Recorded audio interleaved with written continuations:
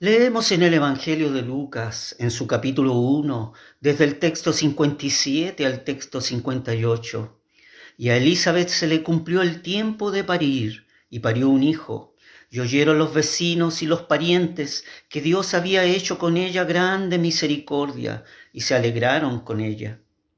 El evangelista Lucas, con un lenguaje sencillo, no dedica más que 2 textos para referir el nacimiento de Juan el Bautista y la alegría que le rodea.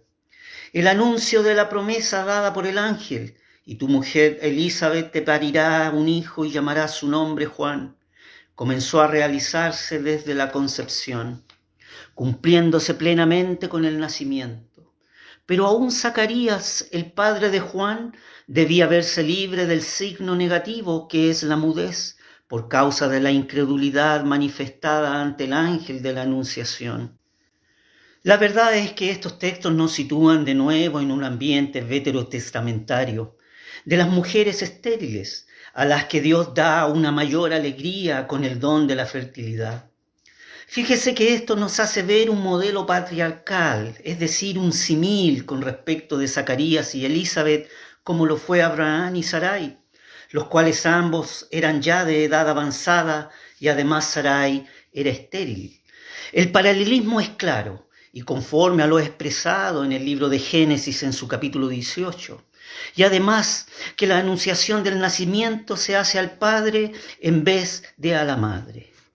Esto coloca tanto en la anunciación como en el nacimiento en las divisiones lucanas de la historia salvífica, que rodea con gozo mesiánico el advenimiento del Mesías prometido, el Señor Jesús. El exquisito lenguaje que el evangelista usa para describir el evento es un semitismo, es decir, un término lingüístico para referirse a una característica o expresión propia del lenguaje semítico, reflejando así la cultura y la historia de los pueblos que los hablan. La gestación de Elizabeth se había cumplido y era el tiempo para dar a luz. Lucas usa el semitismo: los días de que ella diera luz se cumplieron. Esta misma expresión se emplea en el libro de Génesis en su capítulo 25 para expresar que Rebeca dio a luz a Esaú y a Jacob, como también para designar el parto de María.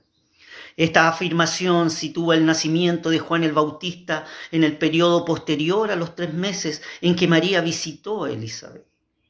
Fíjese que en el griego koiné, lenguaje con que fue escrito el Evangelio, Lucas usa el verbo pimplemi, que significa llenar, cumplir, dando la idea del cumplimiento total de algo, que en este caso es el nacimiento de Juan. Pero hay otro cumplimiento con respecto a la anunciación del ángel: y tendrán gozo y alegría, y muchos se gozarán de su nacimiento. Se enteraron sus vecinos y parientes, no sabían que Elizabeth estaba encinta porque se había ocultado.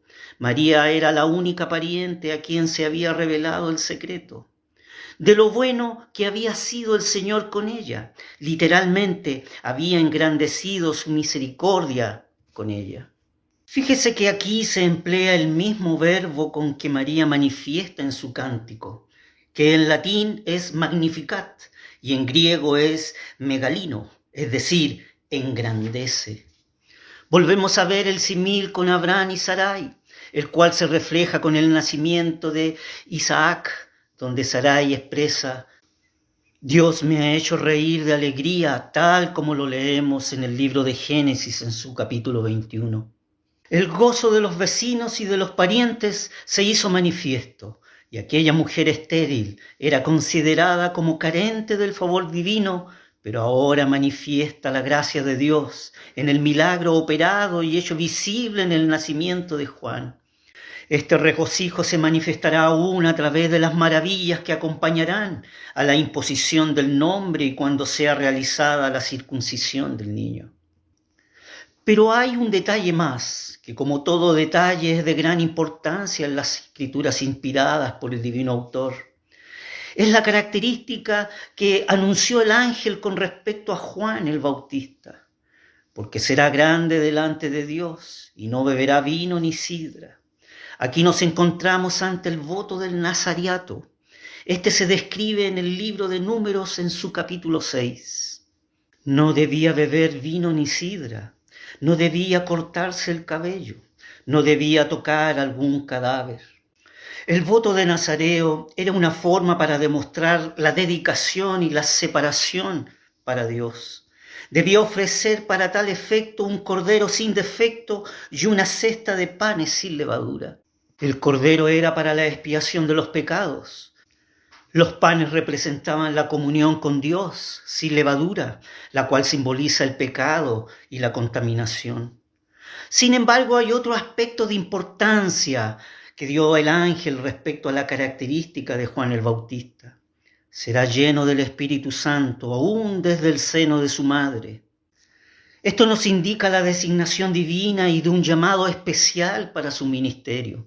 La dedicación de su vida con un reflejo del voto nazareo, apartado para una misión.